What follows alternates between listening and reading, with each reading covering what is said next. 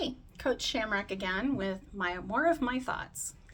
So I had an interesting conversation with someone the other day, and it was, what does anxiety look like in your day-to-day life? I'm here with a real life example. Happened just yesterday.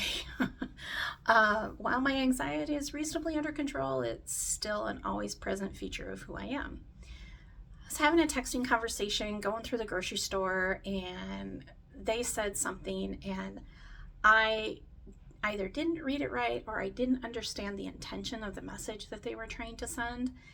And rather than taking my strategic pause, like I should have, I let my brain go wildly out of control and I started overthinking it. I started reliving every single text conversation we had ever had, every in person we've ever had, everything. And this person is a truly dear and cherished friend.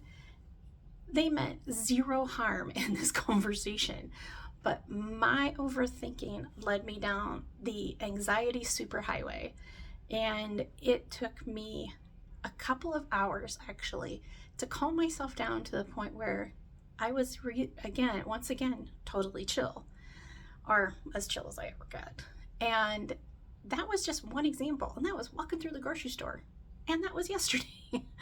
So do you know your anxiety triggers? Do you know what it looks like in your day to day? One of my other anxiety triggers is some excessive stress at work.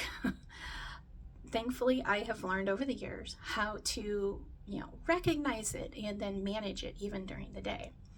A good friend of mine and I, we we would be on video calls, and when they got a little too intense, we'd say, okay, it's time for an emergency tree pose. She's a yoga instructor, and so we would actually literally take a break, and we would go to a quiet space. We both work from home, and we would do an emergency tree pose, and we would get our breathing under control, bring our heart rate down, and we would come back and we would be like, yep, we're good, we're chill now. This is like a 3-minute thing.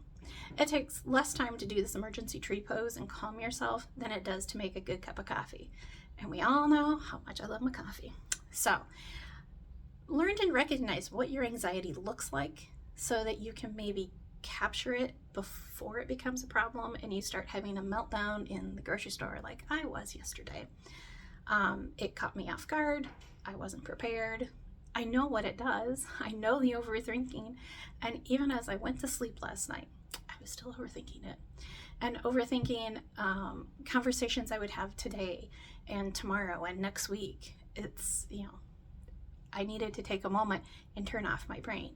And if you're an anxiety person, that's easier said than done. So please, this weekend's going to probably be busy for most of us. It's a 3-day weekend for many. Please be safe. Please remember your mental health care and take a moment for that strategic pause before you start spiraling down the anxiety superhighway, because we all know what happens on that highway. We don't get off on the right exits and we end up crashing and burning at some point along the way. So take a moment before you get on that superhighway. Take a breath. Take care. Bye.